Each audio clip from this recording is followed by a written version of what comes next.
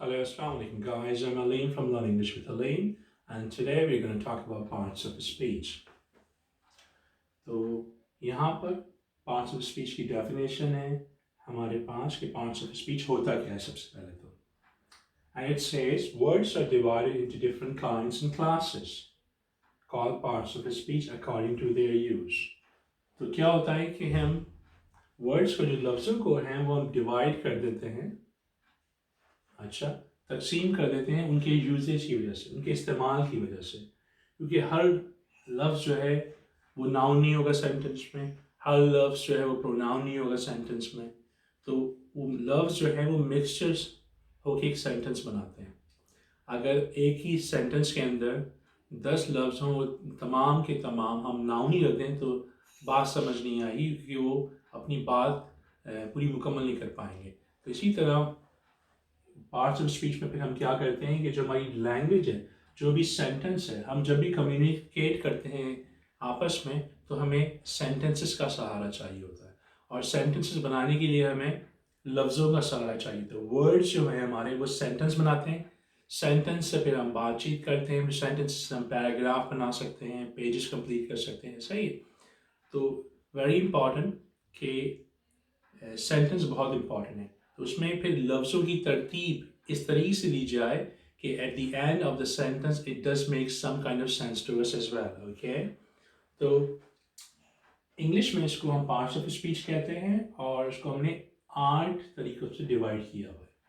सबसे पहले को first of them is noun. Okay, पहला जो है इनमें उसको हम नाउन कहते हैं. नाउन किसी भी चीज़ का नाम हो सकता है, वो चाहे इंसान हो, जानवर हो, कोई चीज़ हो, किसी भी चीज़ का नाम, उसको हम नाउन कहते हैं. तो एग्जांपल्स दूंगा मैं इंशाल्लाह ताला आपको बाद में जब हम देखेंगे. सेकंड नाम है एडजेक्टिव. अच्छा, एडजेक्टिव क्या करता है? एडजेक्टिव में हम क्या देखते हैं कि जो चीज़ नाउन के बारे में हमें मज़ीद बताती हो उसको हम एडजेक्टिव कहते हैं. Let's suppose Aleem is a boy. तो अलीम यहाँ पर एक लड़का है के बारे में बात हो रही है, लेकिन अगर हम, अब हमें पता चल गया वो एक लड़का है, लेकिन अगर हम उस लड़के के बारे में और कुछ बताना चाहते हैं, जो बॉय इज़ अ नाउन है, तो वहाँ पर फिर हम एडजेक्टिव का सहारा लेते हैं. Aleem is a boy, Aleem एक लड़का है. अब बताना चाहते हैं अलीम के बारे में वो है कैसा, तो हम बता सकते हैं Aleem is a short boy, वो एक छोटे कद का लड़का है. और Aleem is a tall boy, वो जो है एक लंबे कद का लड़का है. तो यहाँ पे जो छोटा और लंबा कद बताया जा रहा है वो उसकी बारे में बताया जा, चाहे वो खसूसियत हो या खामी हो, what ever.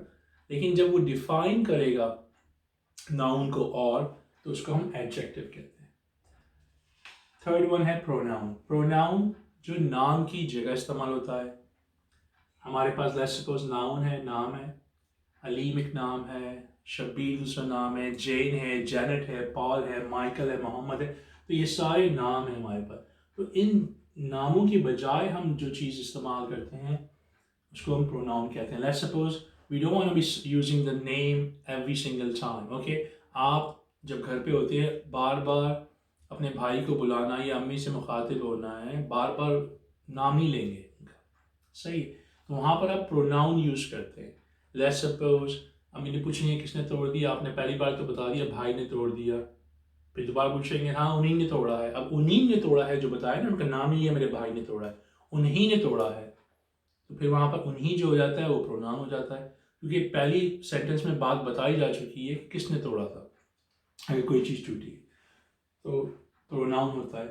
Let's suppose my father drives a big car. Okay, my father drives a big car, वो एक बड़ी गाड़ी चलाते हैं. And he comes home early every day.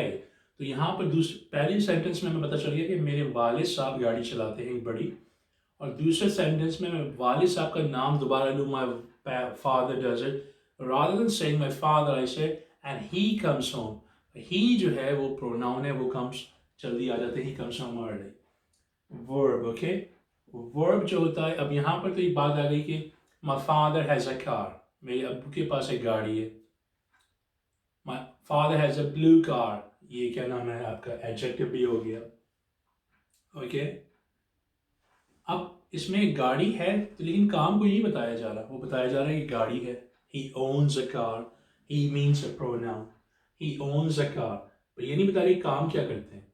अगर हम बोलेंगे वो गाड़ी चलाते हैं, there you go, he drives a car. So driving जो है वो एक काम है, तो यहाँ पर उसको फिर हम वर्ब के उसमें लेके आते हैं। कोई भी काम है, चाहे क्लीनिंग है, कुकिंग है, सोचना है, थिंकिंग है, राइटिंग है, डजंट मैटर, ओके, कोई भी काम हो वो वर्ब कहलाएगा। अब एडवर्ब, ओके, तो एडवर्ब जो वर्ब को भी डिफाइन कर रहा है आगे, और समटाइम एडजेक्टिव्स को भी करता है, वर्ब को डिफाइन कर रहा है आगे, okay. Let's suppose my father drives, हमें पता नहीं है मेरे फादर गाड़ी चलाते हैं। My father drives a blue car. A blue car, गाड़ी तो है, कार नाउन, ब्लू क्या है, एडजेक्टिव हो गया। अब my father drives, he drives a blue car. मेरे वालिद जो है गाड़ी चलाते हैं ब्लू कलर की। अब मैं एडवर्ब लाना चाहूँ तो क्या करूँगा वहाँ पे, मैं बोलूँगा my father drives, my father drive fast, okay. तो यहाँ पर आप बता रहा हूँ गाड़ी तो चलाते हैं, कैसे चलाते हैं, तेज चलाते हैं, तो वो डिफाइन कर रहा हूँ मैं वर्ब को, तो वो कैसे चलाते हैं। So my father drives fast, okay, preposition. अब वो बताना कि अब मेरी गाड़ी तो चलाते हैं फादर, अब वो है कहाँ पर, मतलब कि प्रपोजिशन में वो बताता है उसकी पोजीशन किधर होगा, जो नाउन है उसकी पोजीशन के बारे में बता रहा है। Like let's suppose my father is in the car, मेरे फादर गाड़ी के अंदर है, okay. My father is next to the car, मेरे अबू जो हैं गाड़ी के पास खड़े हैं, ओके, और ये गाड़ी के पास हैं। My father is sitting in the back, मेरे अबू गाड़ी में पीछे बैठे हुए हैं। My father is on the roof of the car, वो गाड़ी के ऊपर बैठे हुए हैं। My father is under the car, मेरे अबू गाड़ी के अंदर है।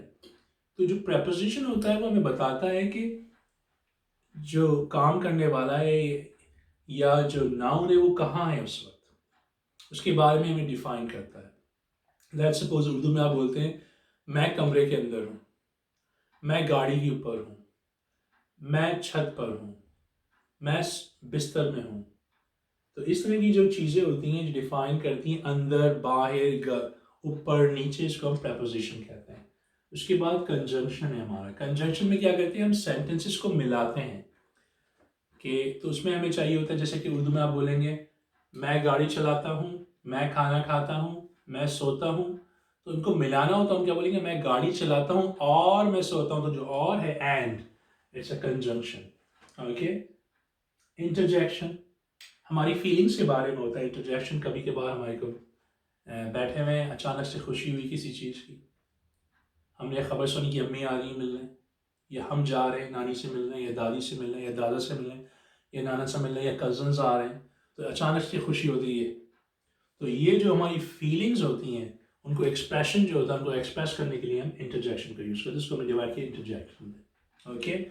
सो इंशाल्लाह in my next video I will explain all these parts of the speech in details, okay. So keep watching my videos, okay, and inshallah I will see you in my next video. Assalamu alaikum.